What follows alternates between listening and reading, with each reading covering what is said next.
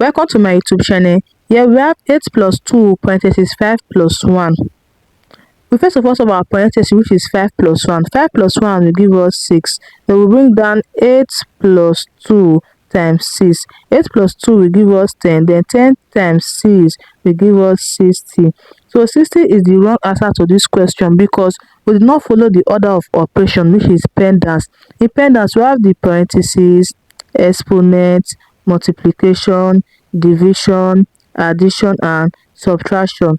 We work according to these rules.